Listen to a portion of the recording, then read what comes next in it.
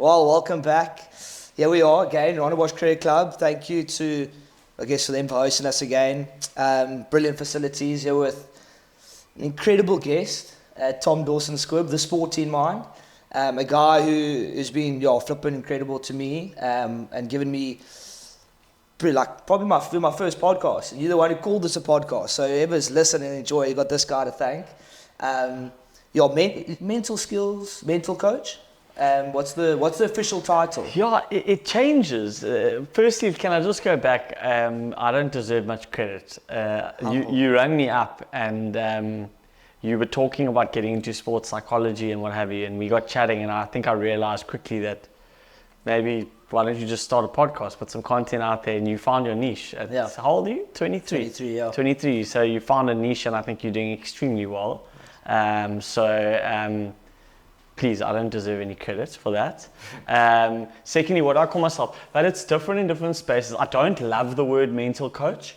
The word mental for me just has a weird connotation to it. But yes, a lot of people would call you, the minds stuff.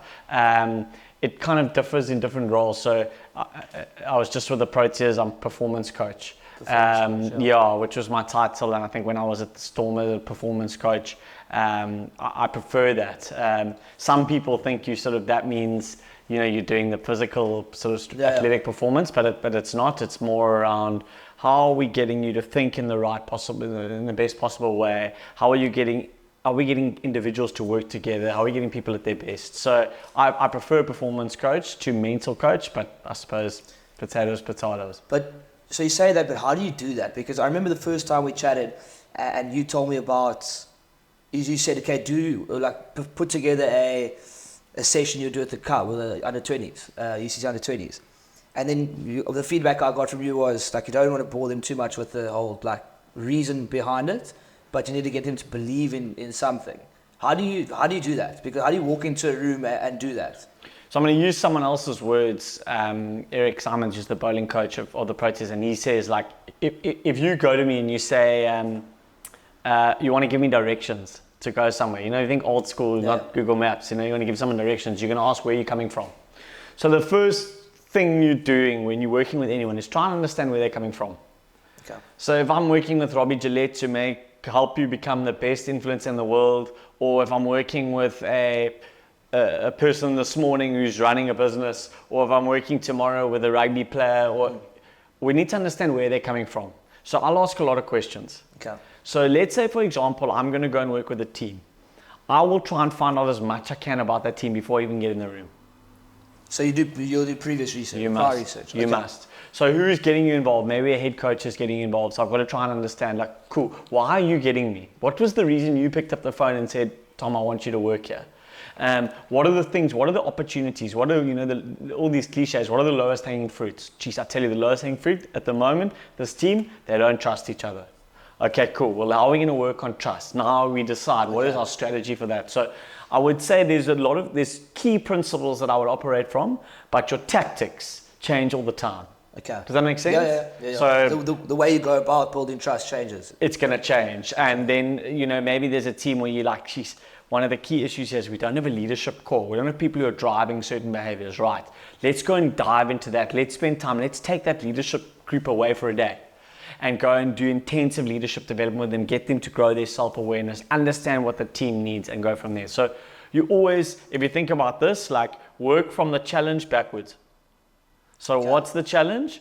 Okay, work backwards on that. Not from what do I think I can do forwards. Yes. When I started, it was all about what can I do forwards, because there wasn't much I could do. You're just going in there, like we all are. You're kind of going and you're trying to work it out as you go along. Yeah. Now, and I'm still a novice, we're all novices really, but it's very much around what's the challenge, work backwards from that. Right, now you create the best tactic for that. And how did you, so first of all, let's work back a bit. You got a Proteas gig. Yes. So it's at Rob Walters. Yes. Walter. Yeah. My apologies, Rob. We're probably not watching, but we'll make him watch. So how did that gig come about? So good question. Who gets in contact? So I want to tell you the truth is that I was reading Cricket Info. Yeah. And let me go back a while. Let's go back a while. Tom, Let me go back a while. Let's work backwards. I did a workshop in 2000 and who knows, 12. Okay. And this guy was facilitating the workshop as a chap called Tim Goodenough. And Tim has been really good to me in helping me. Is that actually surname? Yeah, it's his surname. Yeah. Well, the people say the same about my surname, but that's his surname. I know. And he's in performance coaching and he's called Goodenough. It's amazing. He's a really good dude and he's helped me a lot in my progress in my career and I'm indebted to him. And he did this. I went on this workshop and you had to come up with your dream. So you had to create this movie of your dream. And then really visualize it and what have you. And mine was I want to win a World Cup. And didn't really mind whether it was cricket or rugby. I was like, I just want to win a World Cup. Like that's my dream. And I could picture it. I could see the medal and all this kind of stuff. It's funny, man. Like, so that was what, 11 years ago. And you think maybe it'll happen, maybe it won't. And so I'm reading Cricket Info in late Jan this year. And I see the Proteas have got 2 new coaches, test coach, one-day coach. And they said, and what we're going to do is we're going to hire a full-time performance coach. So I'm like, this is like, you can't just let this go. Now what you want, what your ego wants is your ego wants them to phone you and go like, Tom, we want you. But ego is the enemy. Great book. If anyone wants to read a book called Ego is the Enemy. And so I'd met Rob once on Zoom. Okay. But I knew people who knew him. So I got hold of those people and I said, can you send me his number? So I said, how's it, Rob? This is Tom. We've met once, whatever. And he said, oh, cool. How's it, Tom? How are you going? I'm actually coming to South Africa in 10 days. Cool. You want to meet? So I was like, yeah. So I go and meet him at the Cullinan or whatever it's called. And we get chatting and he actually said, I'd wanted to reach out to you anyway. Oh, wow. So I was like, oh, that's nice. Once again, there's the ego. Yeah, you feel good about yourself. And he there, and we got chatting, and then not much happened, you know. And then I said to my wife, it's not going to happen, you know. And she's like, just follow up, you know. And you never want to follow. You don't want to be that guy. You don't need that guy. Also, like, in the role, right, if you're too desperate to get a role like that, you're missing the boat. Yeah. Like, for the kind of role you're trying to play. Anyway, I listened to my wife, which is a good thing to do. And he got back, we chatted. Anyway, like nothing happened again. Eventually, I went and met Shukri Conrad, who's the test coach. I meet them, I meet the director of cricket. I'm playing golf with my mates in the Ryder Cup up in Samoa. And I get a message basically going, okay, we're good to go, Shannon, now. You've got to be in Durban in 8 days. Shit. So I'm like, okay, vibe. So the next thing there... Celebrate well that day? Europe lost. And Okay. I'm a strong European, so I was disappointed about that. But yeah, we celebrate. I didn't actually say anything. Is the truth. I didn't tell anyone. Yeah. Humble, eh? No, yeah. Like for me, you sort of, you kind of get past stages where you now like want to make a big thing about it. Like, I believe that I can do work in that space, and I want to work in that space. And I also, you just want things to be settled and what have you. So anyway, like the next week I was flying up to Zimbabwe and Durban and meeting the Proteas team, and then I was with them for a camp, and then a few more camps, and then the Australian series, and then the World Cup. And my contract's just till the end of this Indian series coming up now. Okay. So it's pretty crazy. Like sometimes you just got to reach out if you want it. Yeah. And you got to persist and listen to your wife. It's probably the lessons. Okay, so I need to find a wife. No, don't rush it. Don't rush it.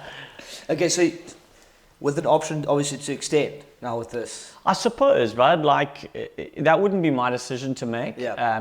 If the coaches and the director of cricket, Enoch, if they think, this guy's adding value, and I would assume they get some feedback from players. To be honest with you, most of my roles were the coaches.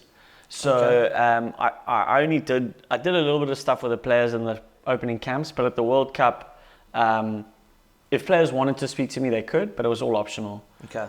So I developed connections with players, over breakfast or playing golf or at practice. You chat to guys and what have you, but I wasn't running workshops and what have you. So I think one of the big learnings for me from the cricket space is how a performance coach, Tom DS at the Stormers versus Tom DS at the Proteas versus Tom DS at the Melbourne Rebels or UC is so different.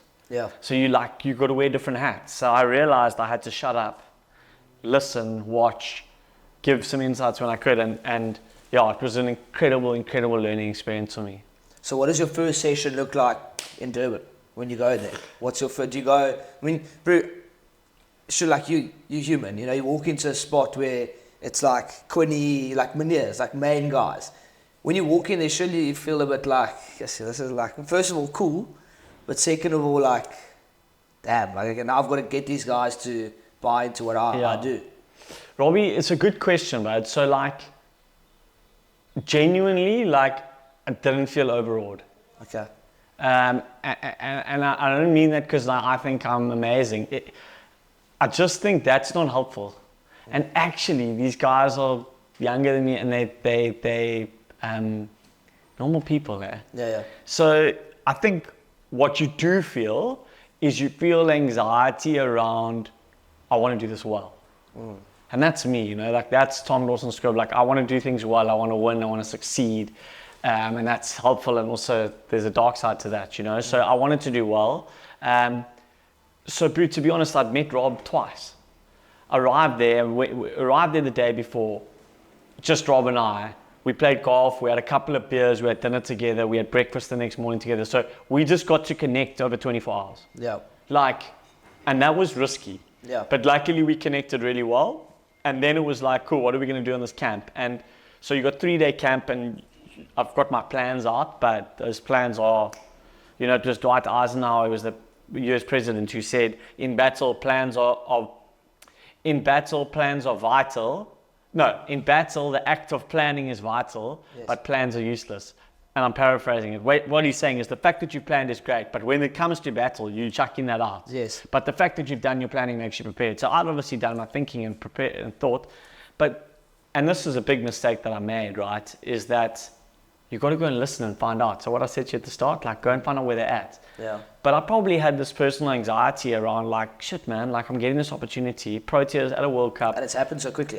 Quickly, like make impact, like be good. And that was a mistake. That was a mistake I made. So I probably came in a bit hot, without really understanding and listening and in a little bit more. So yeah, it was quite interesting. But I did have to run my first session, and I had a conversation with a couple of people before the first session, and I said, "This is what I want to do." And the session was starting at 4, and this was about 5 to 4, and they were like, So that's when you start to stress a little bit. Yeah, that's panic stations. This is my first session with the Proteas, like dream job, and I'm now walking in, and I remember like we walked to the front of the room, and myself and the coach kind of looked at each other, and I was like, what do you think I should do? And he's like, not really sure. So I was like, And everyone's sitting in a U shape, like staring at you, and I was like, I'm just going to back myself here. I'm just going to do what I was going to do. And it actually landed fine. So what was that you did? Or you can't share? It's not really that confidential, but I just did a bit of a session where I wanted guys to share a little bit of feedback with each other. Okay. It went all right. It went all right. Back yourself. Yeah, you kind of have to. It was a laugh. Like, think about you starting your first job. It's like you go and you want to do your first podcast, and you've got a proper guest, not TDS, you know, you've got Damien Willems on your podcast or whatever, and suddenly your camera doesn't work.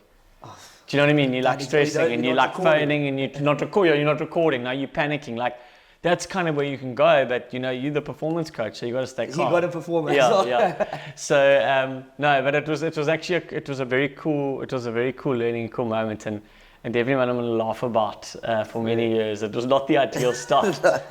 Not at all. And then, has this confused you now? So you go rugby coach, performance coach in cricket. Can you do both? Are you still wanting to do both? Or has cricket grabbed TDS? Oh, but it's I get asked this question so often, and I probably don't have a great answer. I love cricket and I love rugby. They're very different sports. You know, a lot of us grew up in this kind of world. We love cricket and rugby, but they're like fundamentally very different. Cricket is very individual. Yeah. Rugby is very team. Yeah. They probably both underestimate the other elements. So cricket probably underestimates team, and rugby probably underestimates individual. Yeah. Through the way we coach, I love them both. for me, it's more around what role am I going to play? Okay. Like, if I feel like I can be highly strategic in shaping the environment and creating something excellent, it doesn't matter what sport I'm in. Okay. I think what I don't really want to be is a guy who's told to keep quiet all the time and just do odd one-on-ones. There's nothing wrong with that role. It's not suited to me. Okay. It's not you. It's not me. Okay. I think I'm better when I'm working very closely with the coaches before the players. I love to work with the players as well. What I've learned from this is take your time, earn their trust. You don't have to fly in. So I've made that mistake. Hopefully I won't make it again. I look back, Robbie, and this is probably for people who are listening, like, I'm 39, I'm almost 40, and I've been doing this work for 16 years. And you look back and you cringe at some of the stuff you've done. Do you know what I mean? Yeah. You're going like, I cannot believe I did that. And then you also look back and you go, how cool was it to be 25, running a workshop with Province under 21, knowing nothing, but just being full of energy and passion. And it's almost like, that fearlessness of youth. Now you get a bit older and you're like, geez, you know what you don't know. And you're like, oh my word, and it's different. So there's benefits to both, Yeah. But I think, like, I suppose where I'm at in my career now, I'm like, yes, I've got a lot to learn. Yeah. I've got a lot to learn and a lot to get better at. And at the same time, I feel that I can add value. Yeah. So it's this, like, everything kind of happens on a continuum for me in life. So it's like you never want to be completely fearful, and you never want to be completely blasé, because here you're going to kill yourself and here you're going to kill yourself. Right. So you want to be somewhere, and you're always operating on that continuum. Yeah. So it's like, I've got to have enough, in my language, like enough humility and doubt to make sure that I'm always learning and trying to find out, but enough confidence to go, like, I can go into a room and I'm confident to execute my craft. But that's quite a hard balance to strike, I think. No, it's flipping hard because, and I think I make a mistake all the time. I think I can't speak for other people, so I'm just speaking about myself. But I think we make that mistake all the time. Like, often when people show up like really confident, it's a ruse. It's a defense mechanism. It's trying to show like I'm super confident, but underneath that person's got deep insecurities. Yeah. And then sometimes someone doesn't come across that confident, but they're deeply confident in themselves. So you've got to be careful around what shows on the outside and what's actually sitting on the inside. That's interesting, man. Like, let's go back to Proteas and that Australia series. Didn't start great. So I'll tell you an interesting story about that. So I come in, right, and the head coach says something in the press about, we got this guy from rugby. But he's dipped his toes in cricket or whatever. So already I'm like, kind of known as the rugby guy, and the guys are asking about the Ikey Tigers and rugby this and rugby that. And I'm like, guys, it's not like I haven't worked in cricket before. But the problem with my cricket experience, I worked with Marty's cricket, actually. Before, really? I'd worked with schools cricket quite a bit. And then I'd done some stuff last year. I'd done some stuff in the IPL with Gary Kirsten, the RCB. And then I went to the Welsh Fire in the 100. Yes. And so I'm in. So he's like, are you keen? I'm like, I'm in. 6 weeks in Cardiff. Beautiful. Got a British passport. I'm ready to go. And he says to me, I just want you to ask lots of questions. Okay. Also, sold as like guy from rugby, whatever, which I probably can't get away with much anymore, like now I've been in cricket environments. And we go 0 from 8. We don't win a game. So I'm like, jeepers. Now the 2 games I was with Gary at the RCB, because I just went out for a week, we lost those 2. So Gary and I are 0 from 10. So I've told the story to the coaches, and we now arrive, and it's South Africa versus Australia T20, and South Africa have rested a couple of their sort of top players for the T20 series. We're playing Oz, who have also rested a few players. We'll lose the first game. We'll lose the second game. So JP Dumini, who's the batting coach, is now laughing at me. He's like, geez, proud your record, We lose the third game. I'm 0 from 13 in pro cricket. And I'm thinking, like, it's not altogether true, because I actually did a couple of games in the Mzansi Super League with the Durban Heat. Okay. And I was there for 1 game, 2 games. One was rained out, and the other one was a pole, and we won. But like, for the sake of the story, let's forget that. So I'm 0 from 13. And And I'm like, jeepers, like, is this cricket? Like, I can't deal with this, you know? And cricket's different to rugby, you know? Like, rugby after a game, everyone's down, no one wants to speak and whatever. Cricket, like, guys kind of move on quickly because they have to. It's the nature of the sport. Yeah. And, yeah, Bruce, so then the one day international series starts. We go to Bloem. I can't remember now. We have Australia 100 for 7. They win. I'm like, guys, this is a shocker. We get a second game in Bloem, 2 games in Bloem. Australia win again. We're now 2-0 down. We've lost 5 games on the bounce, and TDS has now lost 8-0. So we've 13 games on the bounce. And TDS is also getting lots of camera time on Supersports. I also that. TDS is not hiding from the camera. But I'm thinking, jeepers, how bad is this? You know, like, how bad am I? Like, you know, and then we go to Poch. Yeah. And we have some really good conversations and what have you. And we win at Poch. Beautiful, wonderful win. Really lekker in the change room. Nice to just be part of a change room that's happy. And then we go to Supersport Park. And that's, if anyone likes cricket, that's when Klaasen hit that 170. It was, I still say, the single most incredible thing I've watched live. And then we go 2-2. And then we go to Wanderers and we win the series. So we beat the Aussie from 2-0 down at the Wanderers. We sing the team song on the pitch afterwards. Like, it was incredible, you know. Story, yeah. It was a great story. Come back the Monday. Have quite a long night the Sunday night. Yep. Come back the Monday. And we're due to be leaving to the World Cup on the Saturday. But I've now had to change my ticket because my wife's very pregnant. Yes, and congrats. I suppose to Thank congratulate you. No, you. that's fine. Thank you. So my wife's now pregnant she's now a little Billy, and she's like, no, you got to change your flight. So cool. No, I'm not going to go to the World Cup. I'm going to go later. So we go to the gynae now on the Wednesday, and boo, we had a baby on that Wednesday. So I got back on the Monday, had the baby on the Wednesday. Wow. And then a couple of weeks later went off to the World Cup. And then, so I was away then for just under 6 weeks at the World Cup.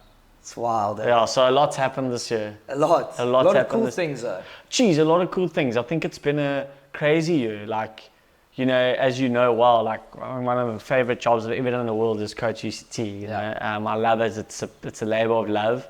It's hard. But it's cool, and you're just dealing with incredible people all the time. And you know, Tati, your film man, will know. Like, there we were, and we went down by 2 points at Poch at the Fani du Toit Stadium, and your man Tate captured some incredible footage of that, in fact, and that was tough, bro. Like, I went pretty dark after that. I can imagine, because I remember after that Marty's game, standing there in Hudson's. Yeah. And TDS was gutted. Everyone was. But I remember that night specifically. I think it might have been the bleakest beer we've ever had. Yeah, you know, it's funny, Robbie. Like, people in sport, you got to try to not emote like this because it'll break you. You know. Yeah. But I haven't learned that altogether. Cricket's taught me that, actually, just to be a lot more. But in rugby, it's such an emotional game, and you put so much in. And I think also when you're a player or when you're like a head coach, it's like, not that other people don't care, but you just like wear it differently. Yeah. It's just my experience. It might not be other people's experiences, but man, like we were in the position to win in front of a packed Donny Craven, the first full house stadium post-COVID. We had an opportunity to win, and we didn't, you know, for some interesting decisions by us and the officials. And and then we go to the final. We were almost in the relegation match. That's crazy. That's the craziest. Yeah. Actually, one of the cool things about Varsity Cup now, I think. Jeez, cool Stressful. For the neutral, Yeah. We play 6 matches. We got CUT in the 7th game, the final game. If we lose it, we could play in the relegation match. If we win it, we could go to a semi. And we get into a semi. We pump them in Bloem.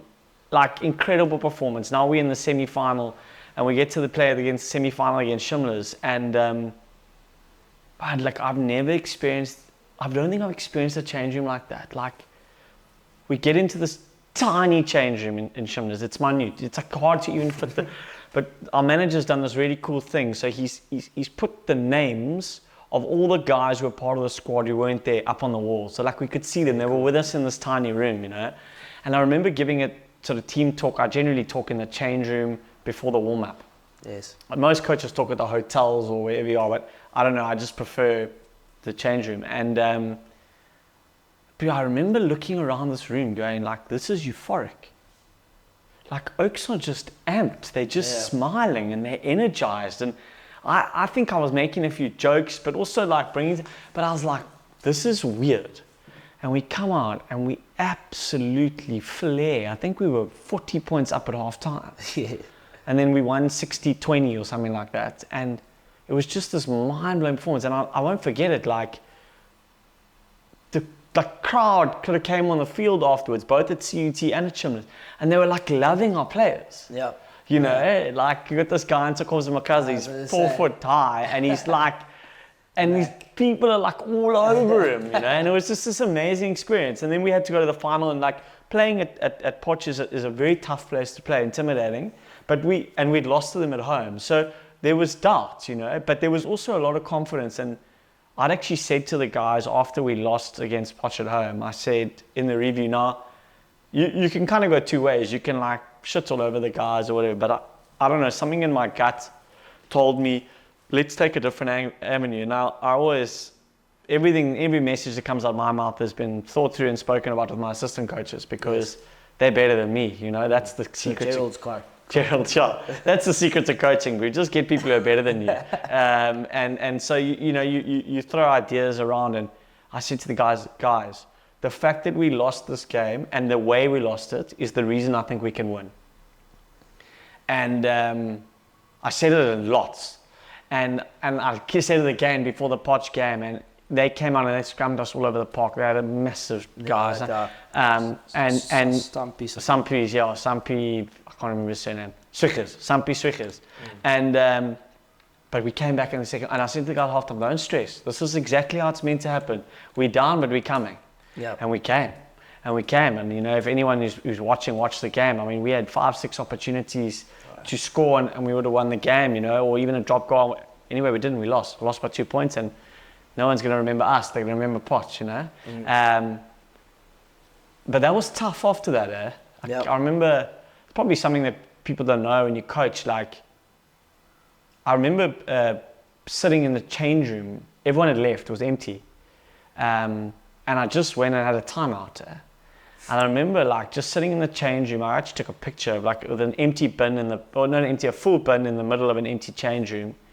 And I was sitting there, and I probably shed a couple of tears, actually, just on my own. And I was just like, shit. And I remember WhatsApping, not like, you obviously got a lot of messages, like hard luck and whatever, but I didn't actually reply to anyone except Dobbo. Is it? Yeah, because like there's something about coaches, they just understand what you've been through, and you know, he's obviously a much better and higher level than me, but I was like, I'm done, like this is me. And then someone actually interviewed me on the field and said like, and I was like, I think maybe it's someone else's turn. And then there was like this headline in News 24 or whatever, like Dawson Squibb considers his future or something like that. I'm like, oh God. But I think, it was tough. It was actually very tough. And then, you know, there's a lot going on. So it's been a long answer to a short question. It's been an unbelievable year professionally, very difficult year personally. I think when you have change, like we bought a house, got pregnant, had a baby, varsity cup stuff, like a lot's happened. So I've definitely had a few wobbles. But sure, you're only better for it, you know. Yeah. Well, highlights of the year professionally? Sure. It's a difficult one, right? Because you want to say the final at Potch, but like I can't because we didn't win. You know. I'll give you two. I think there's probably a lot, Robbie, but I think like I think the performance and that change room experience that I spoke about at Shimlers was something like... Different gravy. Bro, it was different gravy. Like, I just can't explain the euphoria and the energy and the focus, but everything was in one. I was like, if I could bottle this, that's it.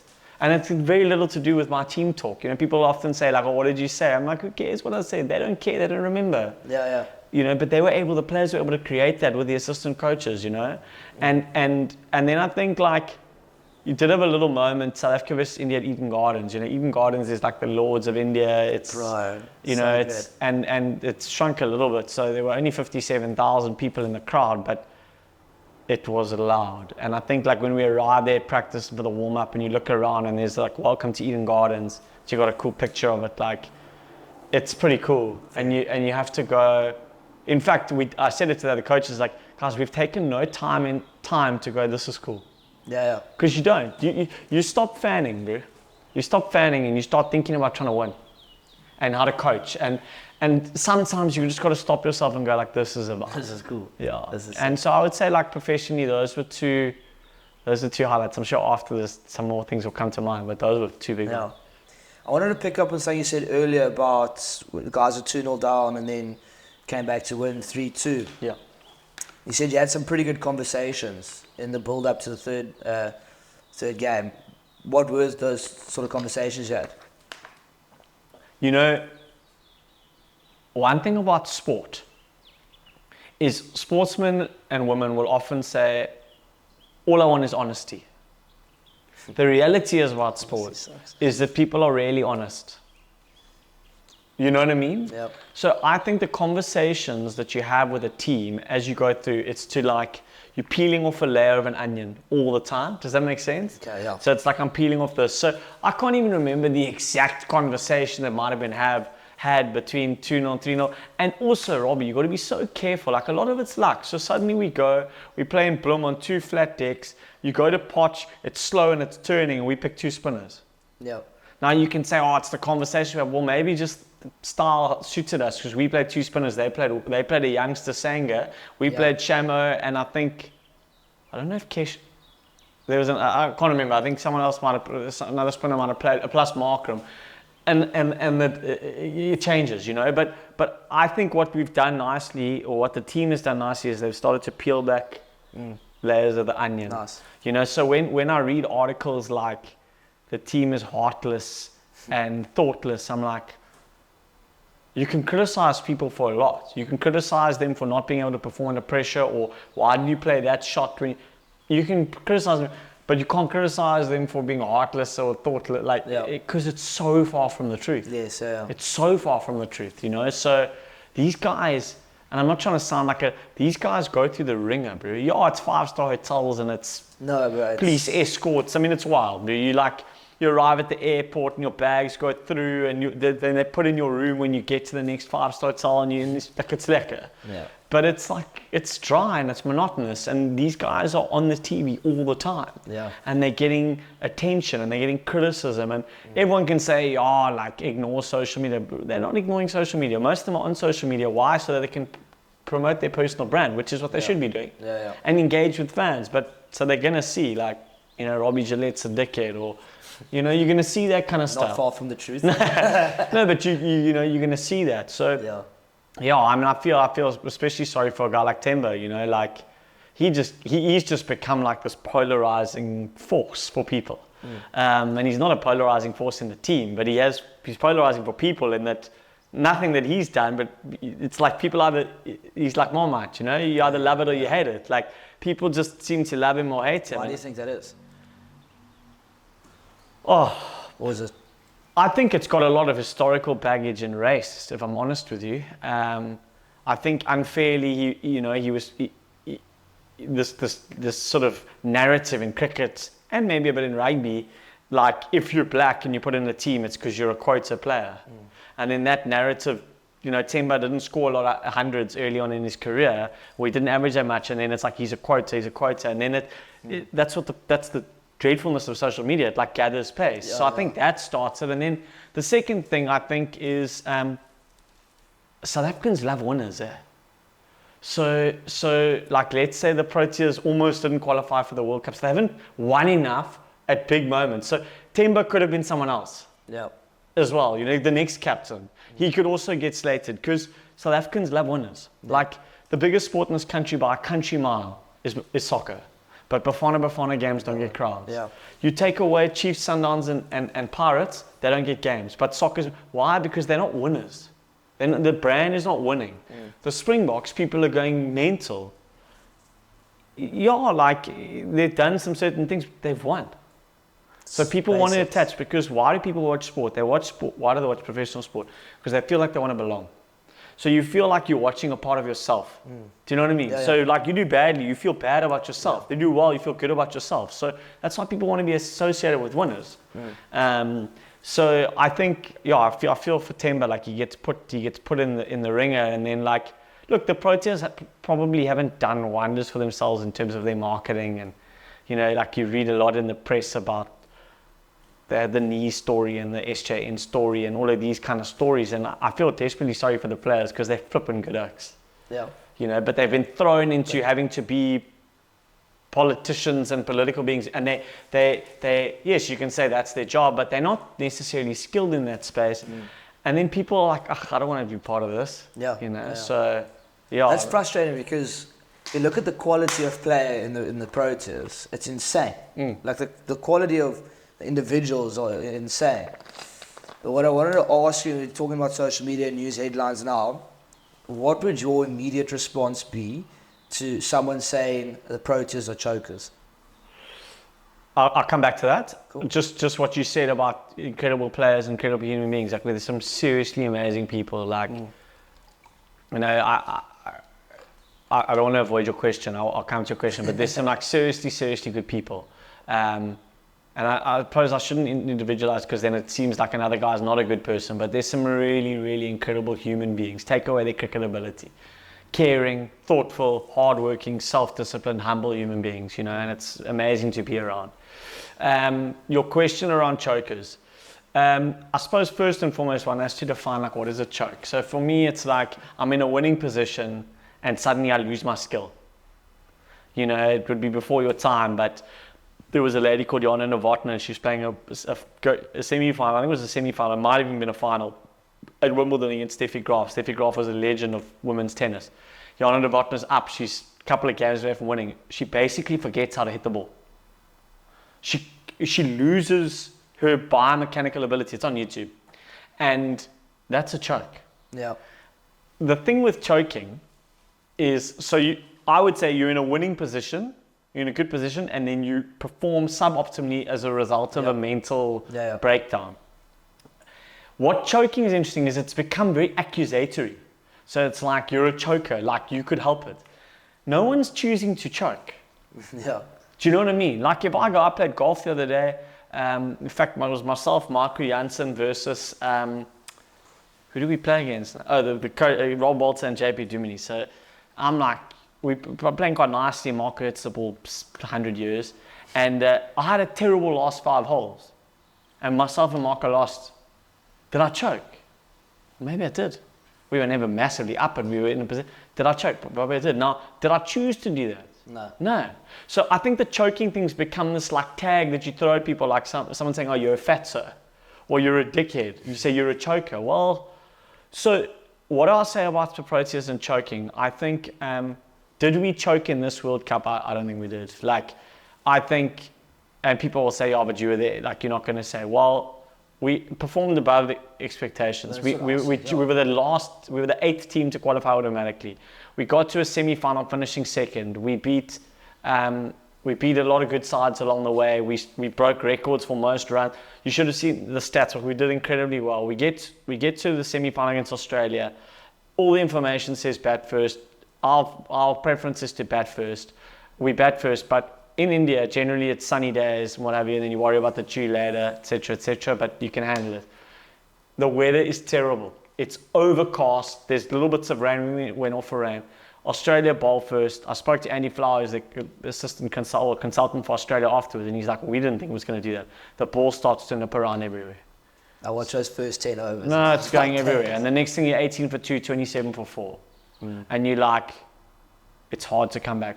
Then we still get to 212. Then they get, 60 odd off the first 6? Yeah. Travis Head and Warner going wild. We get them 150 for 7 or whatever it was. So like, choking? I'm like, guys, I tell you who almost choked was the Aussies. Yeah. You know, if you think about it. So, but they didn't. So I'm not for your Aussie audience, but I'm just saying like, you can't call that a choke. Yeah. What you could say is maybe early doors, our batters could have strategically done some different things. But that's not choking.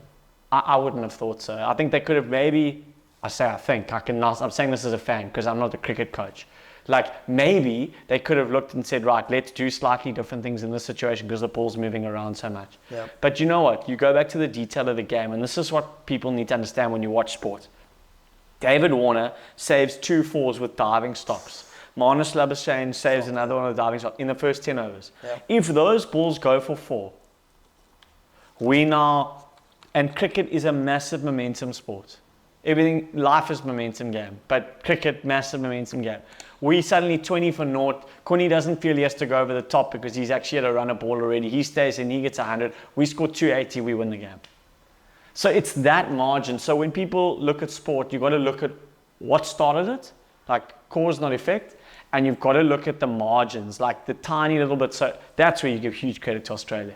Their effort in the field's unbelievable. It's unbelievable. I think that is the difference. That small thing. I would say in that game, I think that was a significant difference. Because if they hadn't fielded that well and we got runs, let's say Markram gets caught at point, Warner drops it. I think it would have been a different world. But you know, if this, if that, I don't think there was a choke. I think, you know, you look back at them. I think it was 2007 or something. They got bowled out for nothing. 1999, also before your time, the Donald Klusner run out. I'm sure you've seen it. Donald Klusner run out. Like, was that a choke? You know, maybe because you're in a winning position and you freeze mentally. It was Malcolm Gladwell who wrote the difference between panicking and choking. So his definition was that panic is where you cease to think, and choking is where you think too much. Okay. So it's like something that you can unconsciously do. Let's say like hitting a tennis ball. Yeah. I think so much about it that it becomes conscious. Whereas panic, it's like I just lose all things. So maybe you could say at times the Proteas have panicked. Yeah. Who knows, you know? But the reality is, Robbie, the monkey will be on their back.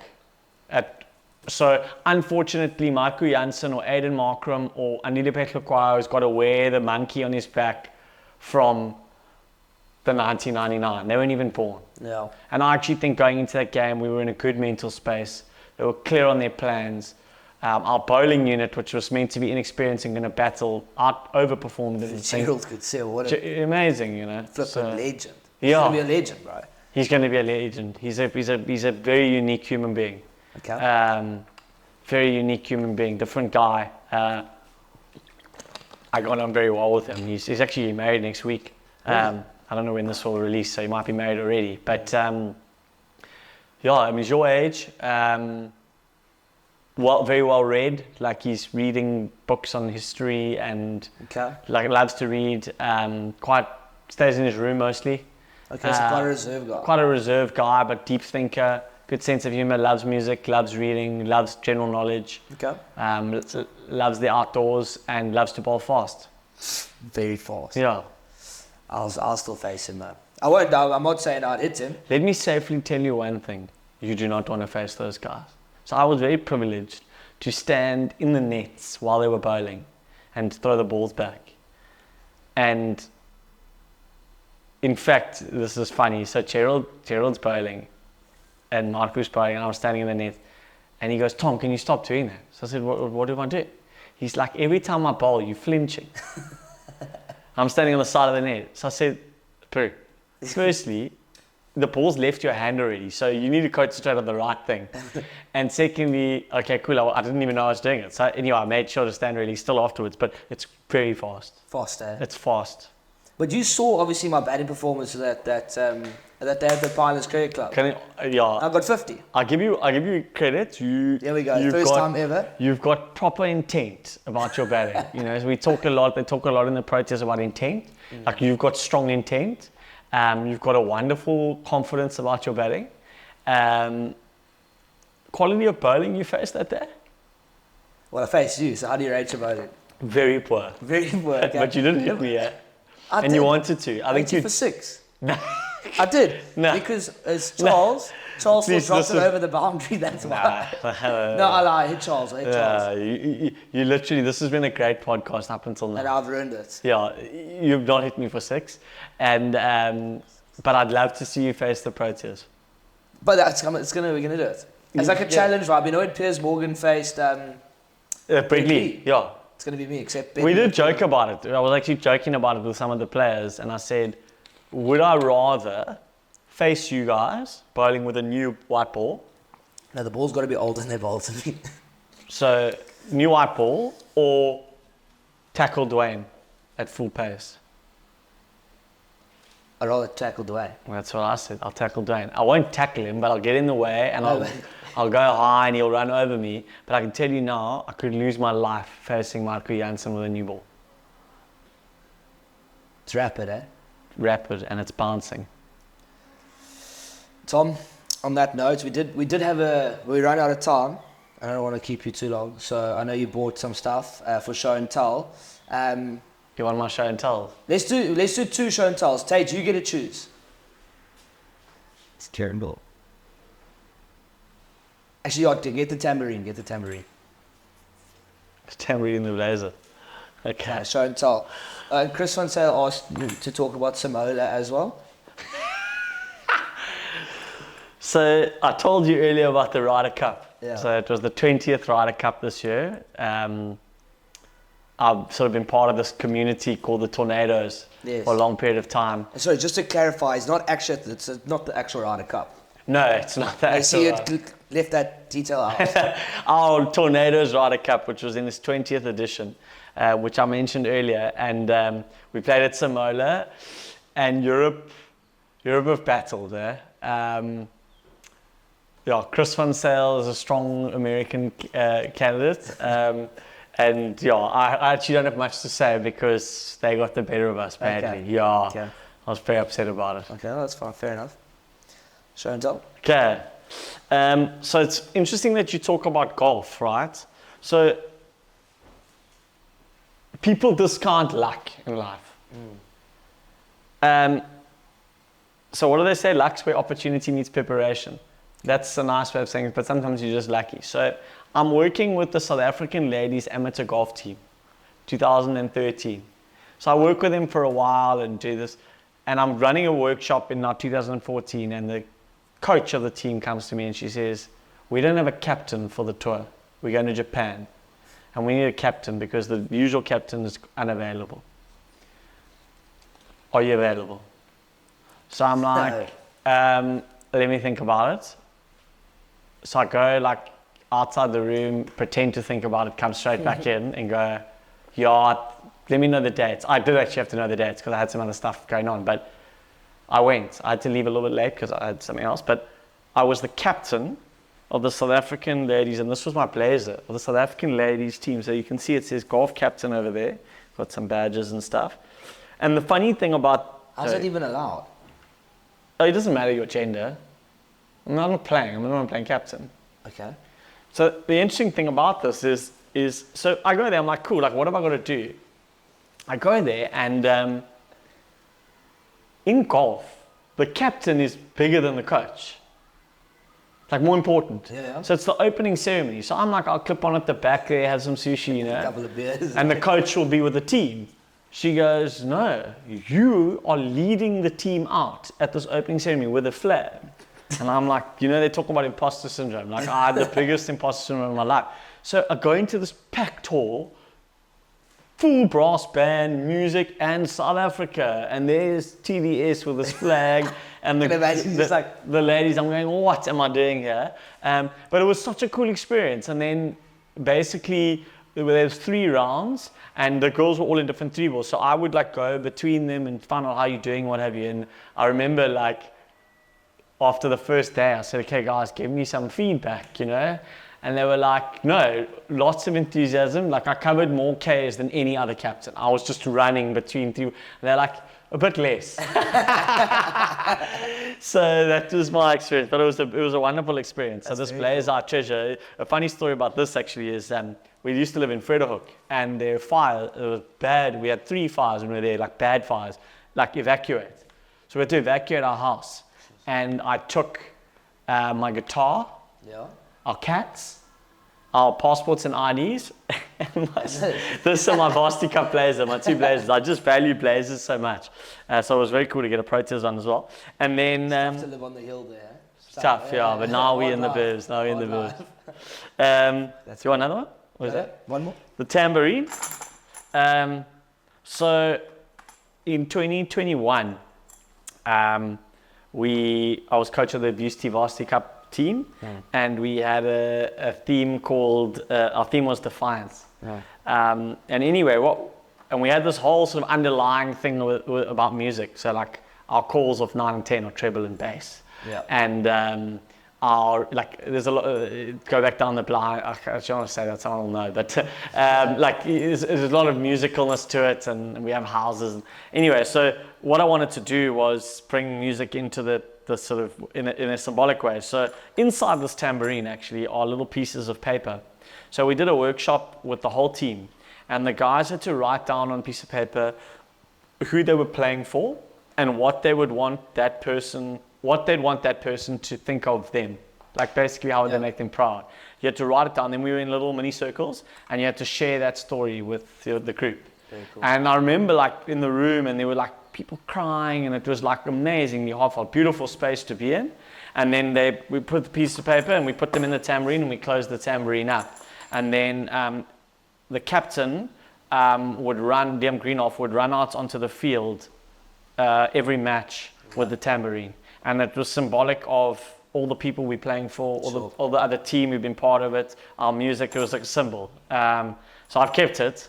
I think it's a very cool thing. And maybe one day, I think if in 10 years, it'll be 2031. It'll be so cool to have a reunion and maybe undo this and see what we wrote. Very cool. Yeah, so the 2 little show and tells. TDS, thank you very much. Thanks, Robbie. Thanks for having me. I know you got big guests. So I just thought I'd give you an opportunity. No, I appreciate it. But it's really been such an awesome chat. And Joel, once again, thank you so much for what you've done for me. It means a lot.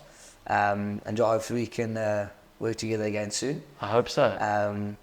Joel, good luck for Varsity Cup next year. Thank you. Looking forward to it. No? That's the idea. Lift that trophy. That's the idea. So how'd you say you're not going home for a week? You're going full trophy tour. Yeah, getting on that red Cape Town sightseeing bus, pretending that people care, and we're gonna tell my wife the finals 7 days later, and we'll see where we go. No, cool, Tom. Thank you so much. I appreciate it. If you liked it, like it. If you do, subscribe. Happy days. Thanks, Robbie. Cool. Thanks, Tate. Thanks, guys. Was that all right? Average. That's cool. Time went quickly there. Yeah, it flew. It always does.